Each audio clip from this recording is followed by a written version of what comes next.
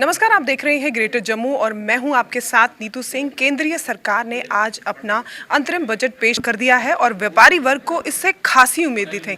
जानते हैं, बात करते हैं जम्मू के जाने माने व्यापारियों से बातचीत करते हैं, जानते हैं कि इस बजट से जो आपकी उम्मीदें थी, क्या वो उम्मीदें खरी उतरी हैं? मैम, अगर देखें, अगर बजट की बात करें, आज एक इंटरिम बजट था। इंटरिम बजट हमेशा एक 4 महीने का बजट रहता है, जब तक अगली सरकार टेक ओवर नहीं करती। उसके हिसाब से एक न्यूट्रल बजट था और अच्छा बजट था और एक रिफ्लेक्शन देता है कि जो सरकार है, बिकॉज हमें डेवलपमेंट कंट्री हैं, उनका फोकस किन सेक्टर्स पे ज़्यादा है।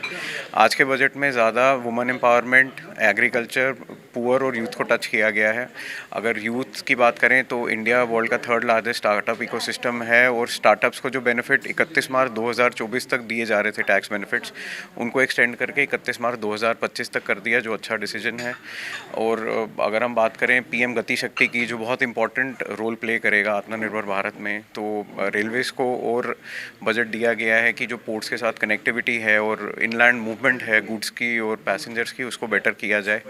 जो सनराइज सेक्टर्स हैं इंडिया में, उनके लिए प्रावधान रखा गया है इंटरेस्ट फ्री लोन्स देने का।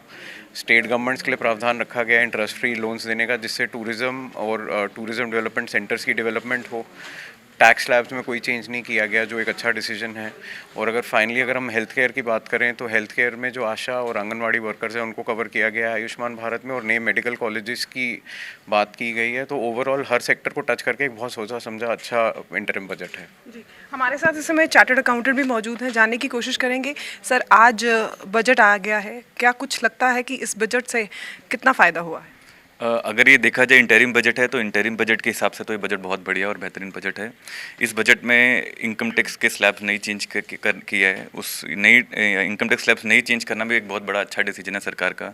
स्टार्टअप्स की उन्होंने जो डेडलाइन 31 मार्च 24 थी, उसको बढ़ा के 31 मार्च 25 कर दी है। वो भी अपने में एक बहुत देश के डेवलपमेंट में एक बहुत बड़ा मेजर रोल प्ले करेगा। उसके साथ साथ उन्होंने सारे बाकी सेक्टर्स को भी टच किया है। एविएशन की बात करें, अपना रेलवे की बात करें, उन्होंने वंदे भारत नई ट्रेन्स इंट्रोड्यूस करने की भी बात रखी है। इसके साथ साथ उन्होंने मेडिकल सेक्टर को भी टच किया। तो ओवरऑल ये बहुत बढ़िया और बेहतरीन बजट है। Thank you. होटेलियर हमारे साथ मौजूद है। सर, होटल सेक्टर को कितना फ़र्क पड़ा है इस बजट से? देखिए, जैसे हमें आपको मालूम है कि इंटरिम बजट था और जिस तरह से हमें उम्मीद थी उसी तरह का ये बजट निकल के आया है। टूरिज़्म सेक्टर की और हॉस्पिटैलिटी सेक्टर की बात करूँगा। हॉस्पिटैलिटी सेक्टर तभी चल पाएगा अगर हमारा टूरिज़्म राज्य में और देश में बढ़ेगा। उसी को मद्देनज़र रखते हुए ये बजट के अंदर प्रावधान दिया गया है कि स्टेट्स को एक इंटरेस्ट फ्री लोन दिया गया है कि ताकि वो नई लोकेशंस को आइडेंटिफाई करें और टूरिज़्म को बढ़ावा देने के लिए उन लोकेशंस को डेवलप कर पाएँ। अदरवाइज़ मैं अगर देखूं तो ओवरऑल एक अच्छा बजट आया है, जिसमें हर तरह के वर्ग को मद्देनज़र रखते हुए सभी के लिए प्रावधान किया गया है। अगर मैं महिलाओं की बात करूं, मुद्रा लोन का प्रावधान किया है। युवाओं की बात करूं तो स्टार्टअप्स के लिए डेट को एक्सटेंड किया गया है। फार्मर्स की बात करूं, किसानों की बात करूं तो 4 करोड़ किसानों को बीमा योजना का लाभ दिया गया है। इंफ्रास्ट्रक्चर की बात करें तो रेलवे के कॉरिडोर्स को बढ़ावा देने के लिए बात की गई है। तो ओवरऑल देखा जाए तो एक काफ़ी अच्छा बजट है।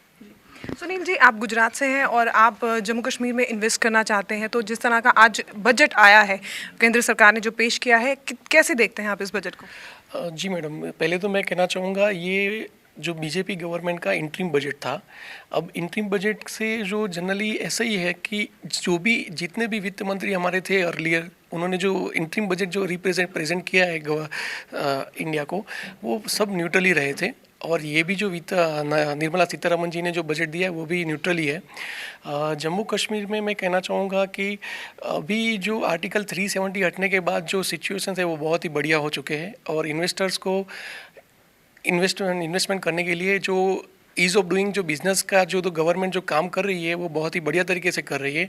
और सभी इन्वेस्टर्स को मैं रिक्वेस्ट करूँगा कि जम्मू कश्मीर में आए और इन्वेस्ट करें। Thank you. सर, आखिर में आपसे सवाल जानना चाहती थी, लोकसभा पार्लियामेंट्री इलेक्शन जो है अब जल्द ही आने वाली है, क्या उसको मद्देनज़र रख के भी इस बजट को तैयार किया गया है? मैम, जैसा मैंने आपको बताया, बहुत ही न्यूट्रल था और ऐसा कुछ भी नहीं किया गया है इस बजट में कि जो वोटों का रुझान इनकी तरफ कर सके। बहुत न्यूट्रल बजट है। Thank you. तो ये थे हमारे साथ कुछ जम्मू के जाने माने व्यापारी वर्ग। जिस तरह से आज केंद्रीय सरकार द्वारा बजट जो है पेश किया गया है, उसको लेकर जो उम्मीदें थी, उस उम्मीदों पर ये बजट खरा उतरा है। इसी तरह की अपडेट्स के लिए जुड़े रहिए ग्रेटर जम्मू के साथ। कैमरामैन अजय जाडू के साथ मैं नीतू सिंह, ग्रेटर जम्मू के लिए धन्यवाद।